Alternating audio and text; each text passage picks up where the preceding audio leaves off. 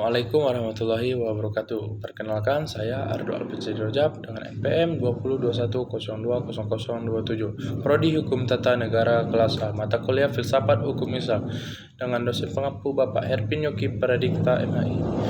Baiklah, di sini saya akan menjelaskan pembaruan hukum Islam dan tujuannya. Pengertian pembaruan hukum Islam. Pembaruan hukum Islam terdiri dari dua kata, yaitu pembaruan yang berarti modernisasi atas suatu upaya yang dilakukan untuk mengadakan atau menciptakan suatu yang baru. Hukum Islam yakni kumpulan atau koleksi daya upaya para fuqaha dalam bentuk hasil pemikiran untuk menerapkan syariat berdasarkan kebutuhan masyarakat. Dalam hal ini hukum Islam dengan fikih bukan syariat.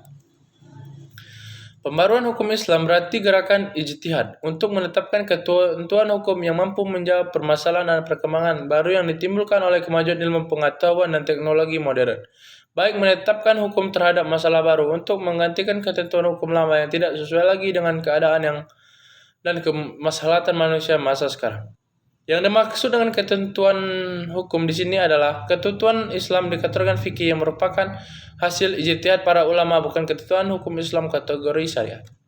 Pengertian ijtihad. Ijtihad adalah salah satu wacana dalam pembaruan secara terminologi. Ijtihad adalah mengarahkan seluruh kemampuan dan usaha dalam mencari hukum syariat. Kata ijtihad hanya digunakan pada usaha yang memerlukan pengarahan tenaga semaksimal mungkin demi sebuah tujuan.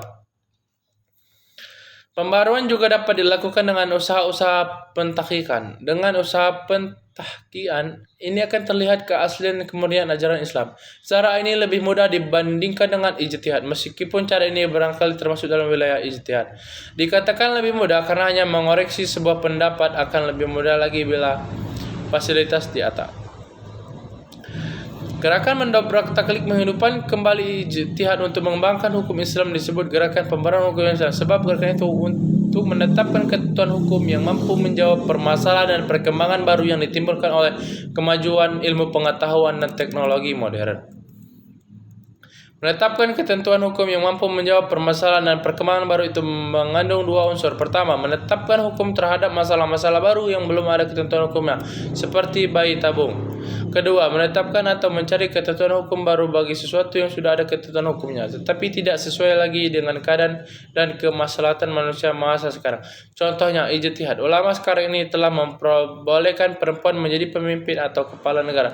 Padahal ijtihad ulama terdahulu menetapkan bahwa perempuan tidak boleh menjadi pemimpin atau kepala negara. Tujuan pembaruan hukum Islam. Pembaruan hukum Islam merupakan suatu keharusan bahkan kewajiban yang mutlak. Pembaruan atau modernisasi berarti berpikir dan bekerja menurut fitrah dan sunnatullah yang hak. Sunnatullah telah menjawantahkan dirinya dalam hukum alam. Maka untuk menjadi modern, manusia harus mengerti terlebih dahulu hukum yang berlaku dalam alam itu.